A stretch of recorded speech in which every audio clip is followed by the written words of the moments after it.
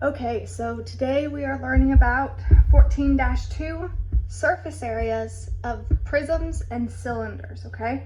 So the most important thing about this unit, really all of chapter 14, is going to be this geometry formulas reference sheet.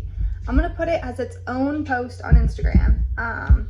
This reference sheet you guys would have technically in class. You would tape it in your journal. You would have it always. You'd have it on the test. Any one of these formulas you can Google at any time. I'm gonna be honest, I don't have some of these formulas memorized. Now some of them, I use them so often, I do have them memorized, but other times I have to double check and be sure that this formula is 4/3, okay? So it's okay to have to look up formulas. I want you guys to keep that in mind. I'm not forcing you guys to memorize these by any means. So before we get to the formulas though, I want to talk about some of these vocabulary words, okay? The difference between lateral area and total surface area. So lateral area is the sum of the areas of the surface, but this does not include the bases, okay? So if we go back to the shapes that we learned yesterday, okay? Remember on this triangular prism, these are the bases. So the lateral area would be the area of the 3 rectangles that aren't the triangle, okay? So that's lateral area. Next up, we have total surface area. This is the sum of areas of all the surfaces on a 3D figure, okay? So the top, the bottom, all the way around, everything on the shape is its total surface area, the area of the surfaces, okay? Now we're not talking volume. I don't want you guys to jump to length times width times height.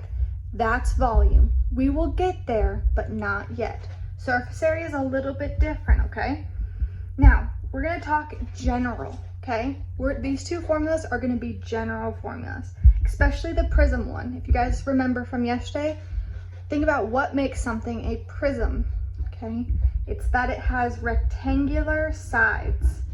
Its bases can be any polygon, but its faces are rectangles, okay? So that's something to keep in mind for prisms. So now for the formula for prism surface area, so surface area, SA, equals P times H plus 2 capital B. Now the reason why I read it like that is, first of all, P is the perimeter of the base.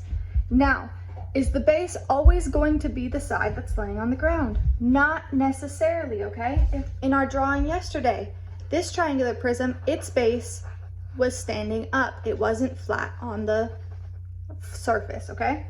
On this one, it is. The triangle is there. So it's the perimeter of this base. Sorry, it's my dog. The perimeter of the base, okay? And then we multiply that times the height of the figure. The length that's between the two bases, the distance between the two bases, that's our height, okay? And then that actually gives us our lateral area. That is the surface area of, that's the lateral area of the faces of the shape. So then we have to add the areas of the bases, right? But we have to keep this in mind. This is 2 times capital B.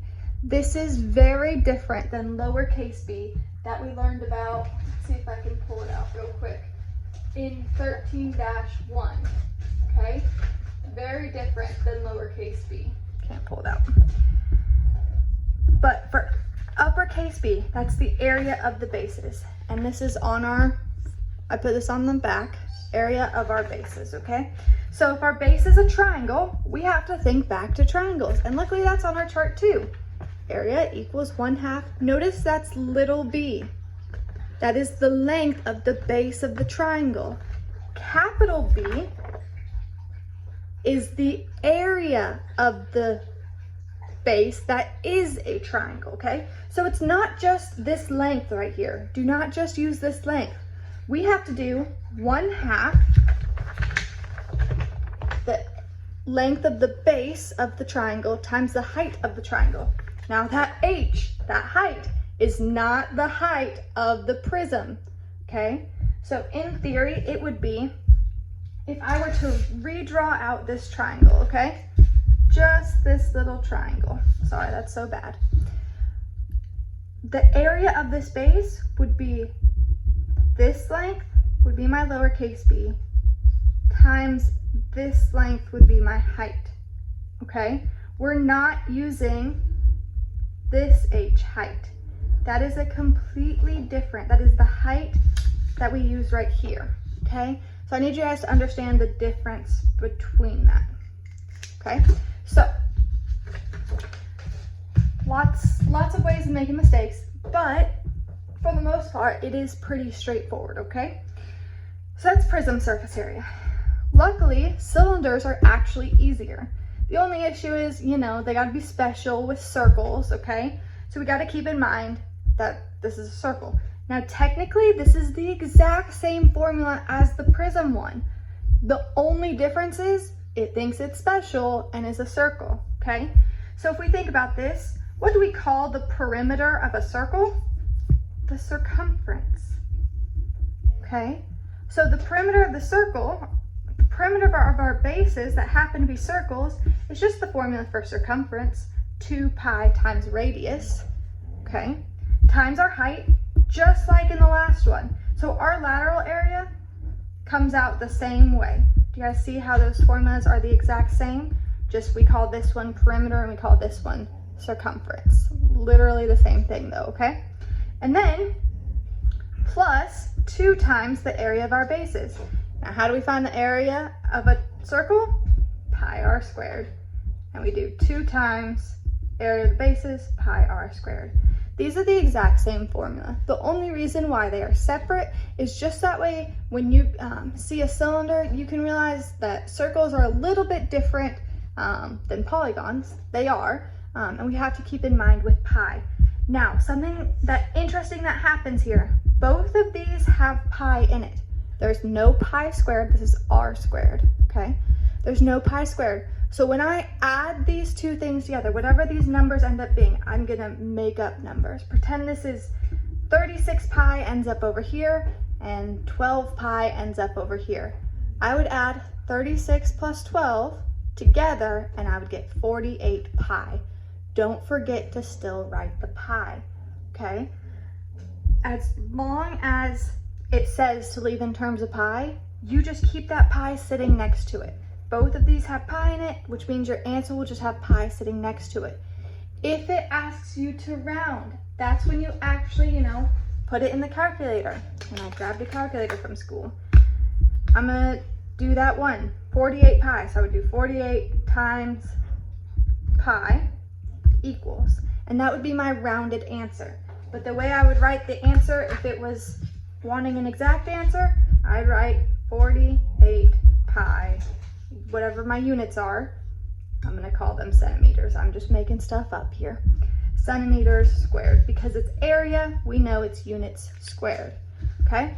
So that's the basics about lateral area and surface area of prisms and cylinders. Tomorrow we'll talk about for pyramids and cones. Once again, they're going to be very similar.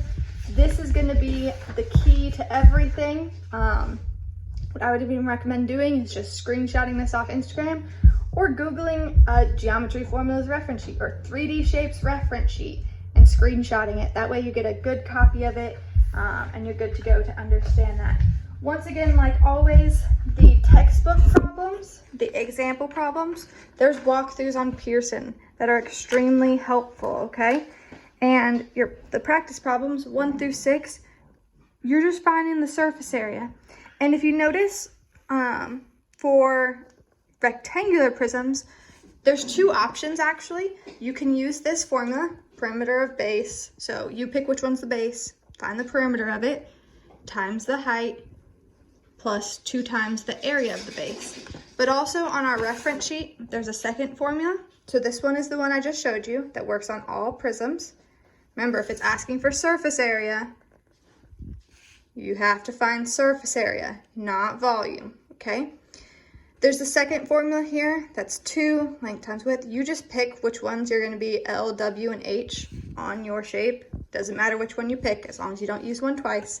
And you can use this other formula as well if you want to. I personally like using the all prisms one because it works on every single prism. This one only works on rectangular prisms. So keep that in mind.